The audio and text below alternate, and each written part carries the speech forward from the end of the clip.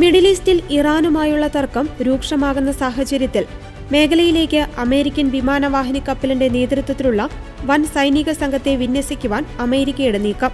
മേഖലയിൽ സമാധാനം നിലനിർത്തുന്നതിനും ഇറാനെ പ്രതിരോധിക്കുന്നതിനുമുള്ള നടപടിയുടെ ഭാഗമായാണ് ഈ നീക്കമെന്ന് അമേരിക്കൻ ഉദ്യോഗസ്ഥർ വ്യക്തമാക്കി. വിമാനവാഹിനി കപ്പലായ USS എബ്രഹാം ലിങ്കൺ, ഡിസ്ട്രോയറുകൾ, യുദ്ധവിമാനങ്ങൾ എന്നിവയടങ്ങുന്ന സ്ട്രൈക്ക് ഗ്രൂപ്പാണ് മിഡിൽ ഈസ്റ്റിലേക്ക് തിരിക്കുന്നത്. ഏഷ്യ പസഫിക് മേഖലയിൽ നിന്നാണ് ഇവ പുറപ്പെട്ടത്. അമേരിക്കൻ പ്രസിഡന്റ് ഡൊണാൾഡ് ട്രംപ് സ്ഥിതിഗതികൾ സൂക്ഷ്മമായി നിരീക്ഷിച്ചു വരികയാണെന്നും ഇറാൻ വീണ്ടും ആണവ പ്രവർത്തനങ്ങൾ പുനരാരംഭിക്കാതിരുന്നാൽ ഒരു പുതിയ യുദ്ധം ഒഴിവാക്കാമെന്നും എല്ലാ സാധ്യതകളും തങ്ങളുടെ മുന്നിലുണ്ടെന്നുമാണ് ട്രംപ് പ്രതികരിച്ചത്.